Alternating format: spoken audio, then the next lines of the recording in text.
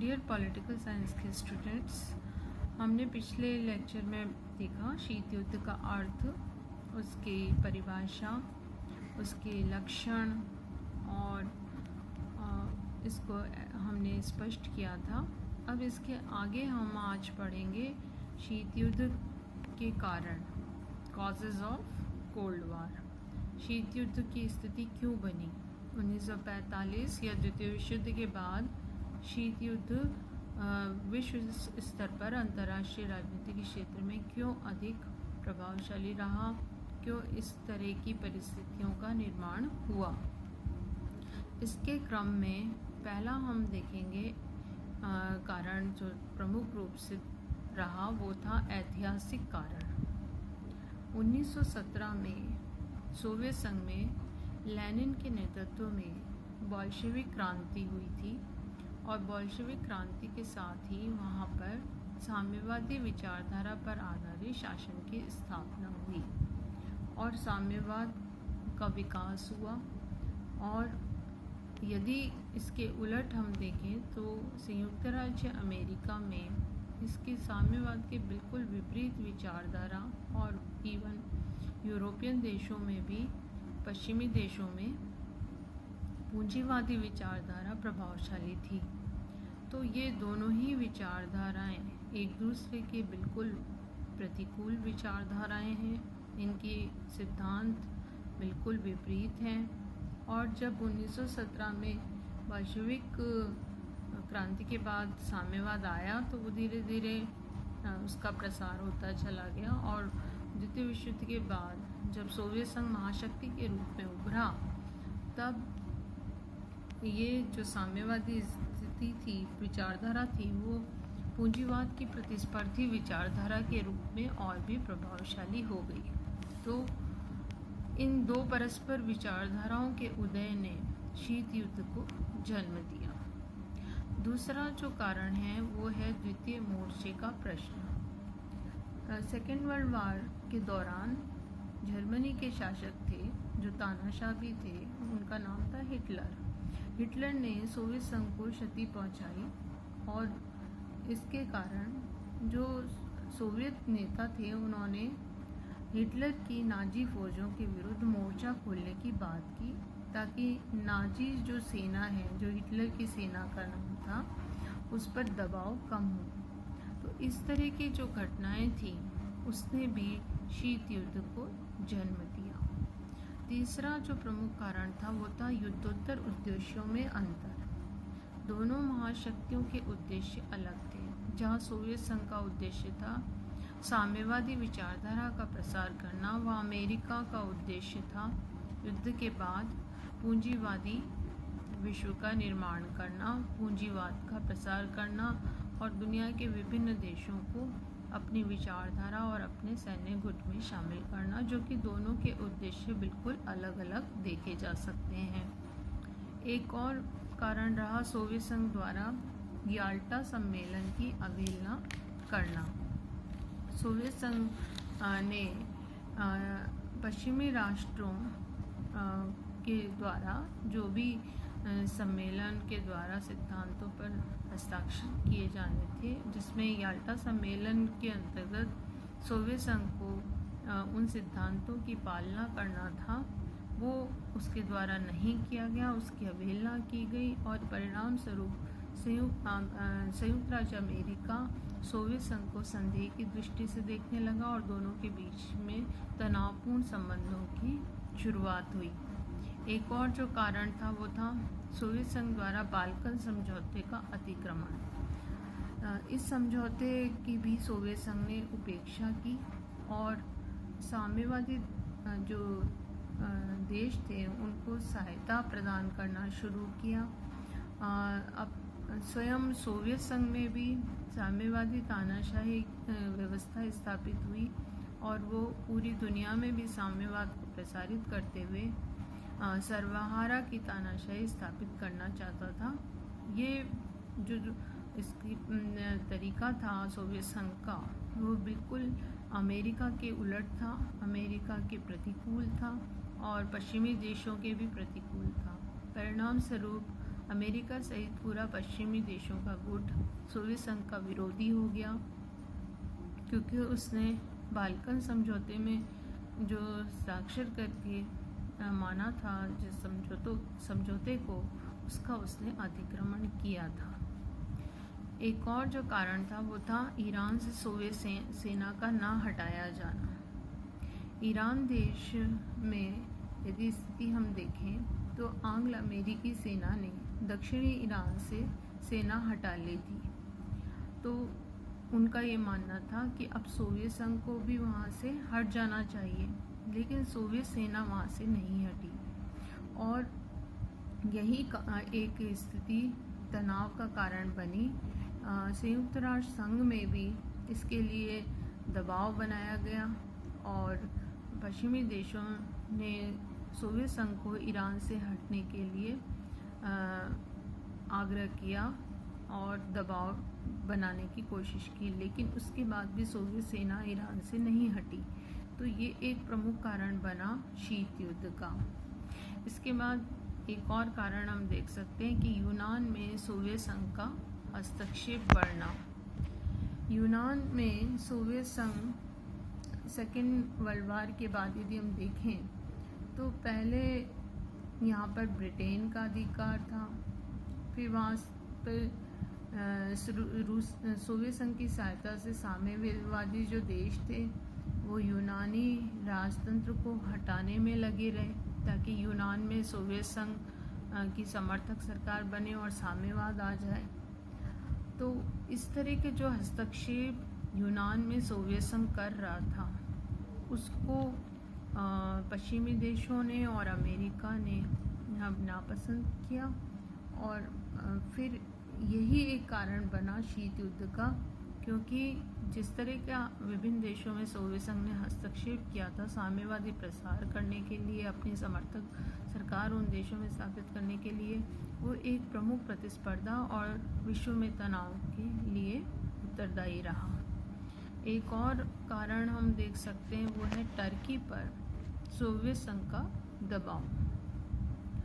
Turkey जो देश है वहाँ पर भी सोवियत संघ ने अपना हस्तक्षेप करना शुरू किया था और बार बार हस्तक्षेप करने पर अमेरिका द्वारा चेतावनी दी गई थी कि वो टर्की में खाली कर दे, टर्की से बाहर आ जाए और टर्की के सत्ता पर वो अपना दबाव और प्रभाव न जमाए।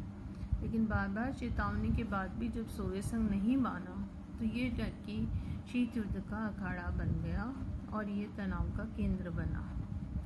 एक और जो रीज़न था वो ये कि अणु बम का आविष्कार हो चुका था। हमने पिछले चैप्टर में भी पढ़ा कि 1945 में जब द्वितीय विश्व युद्ध समाप्ति के ओर था, तब अमेरिका द्वारा जापान के खिलाफ हिरोशिमा नागासाकी पर परमाणु बम का प्रयोग किया गया था। तो दुनिया को पहली बार ये पता चला कि न्यूक्लियर बम का आविष्कार हो चुका है। ये वो दौर था जब साइंस और टेक्नोलॉजी की काफ़ी विकास हुआ, प्रगति भी हुई, लेकिन इस प्रगति का प्रयोग नकारात्मक और विध्वंसात्मक सामान के विकास के लिए हो रहा था और नए नए अनुसंधान हो रहे थे, इसलिए कि इस तरह के बम का निर्माण किया जा सके। जब अमेरिका ने अणु बम का आविष्कार किया तो प्रतिस्पर्धा के तौर पर द्वितीय विश्व युद्ध के बाद सोवियत संघ ने भी इस तरह के आविष्कार किए और ये वो युग रहा जिसमें अणु बम की प्रतिस्पर्धा और शस्त्र प्रतिस्पर्धा का काफ़ी हद तक बढ़ावा मिला, वृद्धि हुई और इसने भी शीत युद्ध को जन्म दिया। एक और कारण हम देख सकते हैं, सोवियत संघ ने अमेरिका के विरुद्ध प्रचार किया। सोवियत संघ निरंतर विभिन्न संचार माध्यमों के द्वारा, विभिन्न भाषणों के द्वारा, प्रेस के द्वारा अमेरिकी विरुद्ध प्रचार कर रहा था और उसकी विचारधारा को भी दुनिया के लिए सही नहीं मान रहा था और चाहता था कि साम्यवाद का सारा प्रसार दुनिया में हो जाए और इस तरह के विरोधी प्रचार के द्वारा वो अमेरिका की छवि और प्रभाव को कम कर रहा था। तो ये जो वाक युद्ध की स्थिति थी उसकी वजह से भी शीत युद्ध का विकास हुआ। एक इसके उलट यदि हम कारण देखें तो पश्चिम या अमेरिका भी सोवियत विरोधी नीति अपना रहा था। वो भी जैसे सोवियत संघ अमेरिका के विरुद्ध प्रचार कर रहा था वैसे ही अमेरिका भी सोवियत संघ के विरुद्ध प्रचार कर रहा था और वो भी मीडिया के माध्यम से विभिन्न प्रेस और संचार साधनों और भाषणों इत्यादि के द्वारा सोवियत संघ के विरुद्ध उसकी विचारधारा के विरुद्ध प्रचारात्मक बातें कर रहा था, आलोचना कर रहा था। तो इस तरह से हम ये कह सकते हैं कि शीत युद्ध के दौर में चूँकि ये शस्त्र से तो नहीं लड़ा जा रहा था लेकिन कागज़ के गोलों से लड़ा जा रहा था, यानी कि कागज़ के गोलों से यहाँ अभिप्राय है कि दोनों देश एक दूसरे के खिलाफ प्रचारात्मक कार्य कर रहे थे, प्रचारात्मक नीति अपना रहे थे। तो इस तरह के जो कूटनीतिक जो युद्ध की स्थिति थी, प्रचारात्मक युद्ध की स्थिति थी, वाक युद्ध की स्थिति थी, वो भी एक प्रमुख कारण था शीत युद्ध का। एक और प्रमुख कारण था बर्लिन में नाकेबंदी। बर्लिन में सोवियत संघ ने लंदन प्रोटोकॉल का उल्लंघन करते हुए वहाँ नाकेबंदी कर दी थी। इसका पश्चिमी देशों ने घोर विरोध किया और इसे उसने जो समझौता था द्वितीय विश्व युद्ध के बाद का उसका उल्लंघन माना और ये एक प्रमुख कारण बना शीत युद्ध का। इसके अलावा यूएनओ या संयुक्त राष्ट्र संघ में सोवियत संघ के द्वारा वीटो का बार बार प्रयोग किया गया।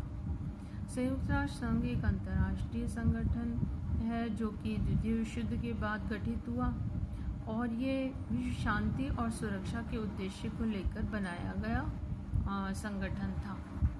इसमें सोवियत संघ और अमेरिका दोनों ही स्थायी सदस्य देश हैं, लेकिन यहाँ पर जो 5 स्थायी सदस्य देश हैं संयुक्त राष्ट्र संघ के, जिसमें अमेरिका है, सोवियत संघ तो है ही, इसके अलावा इंग्लैंड, चीन, फ्रांस है। तो यूएनओ में जो ये 5 देश हैं वो वीटो की पावर रखते हैं। सुरक्षा परिषद जो अंग है यूएनओ का, उसमें इसको हिंदी में कहते हैं निषेधाधिकार की शक्ति। इसके द्वारा ये देश किसी भी प्रस्ताव को अस्वीकृत कर सकते हैं। 5 में से यदि एक भी महाशक्तिशाली देश इस वीटो पावर को यूज़ करता है तो प्रस्ताव विधेयक रिजेक्ट हो जाता है, रद्द हो जाता है। शीत युद्ध के दौर में या द्वितीय विश्व युद्ध के बाद सोवियत संघ ने यूएनओ में वीटो का बार बार प्रयोग किया और इसका मिसयूज़ किया। तो अमेरिका ने इसके खिलाफ काफ़ी आलोचना की और इसको गलत ठहराया। ये यूएनओ के कार्यों में भी बाधा थी, विश्व शांति के क्षेत्र में भी बाधा थी और सोवियत संघ अपनी शक्ति का दुरुपयोग भी कर रहा था। इसी चीज़ को लेकर भी शीत युद्ध की स्थिति बनी और ये एक प्रमुख कारण बना। एक और जो प्रमुख कारण था वो था सोवियत संघ की लैंड लीज सहायता बंद होना। लैंड लीज सहायता के द्वारा संयुक्त राज्य अमेरिका सोवियत संघ को आर्थिक सहायता दे रहा था और ये बहुत ही कम थी, पर्याप्त नहीं थी सोवियत संघ के लिए और बाद में इसको बंद भी कर दिया गया। तो इसकी वजह से सोवियत संघ संयुक्त राज्य अमेरिका से नाराज़ हो गया और ये भी एक कारण शीत युद्ध का बना। एक कारण ये था कि सैद्धांतिक और वैचारिक संघर्ष था।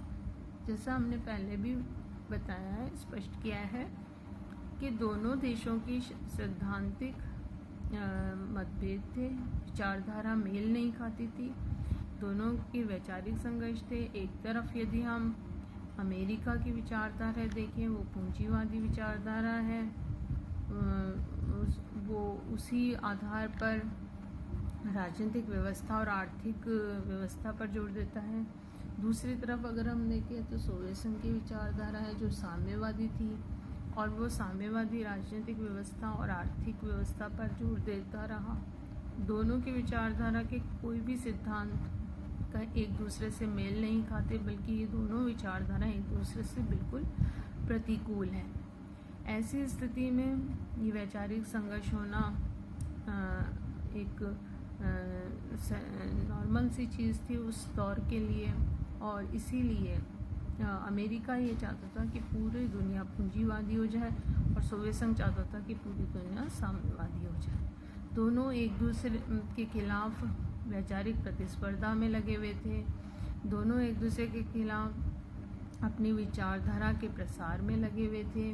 दुनिया के विभिन्न देशों को, जहाँ सोवियत संघ साम्यवादी बनाना चाहता था, वहाँ संयुक्त राज्य अमेरिका पूंजीवादी बनाना चाहता था और अपने सैन्य गुटों में शामिल करना चाह रहा था। गुटबाजी की राजनीति शुरू हो गई।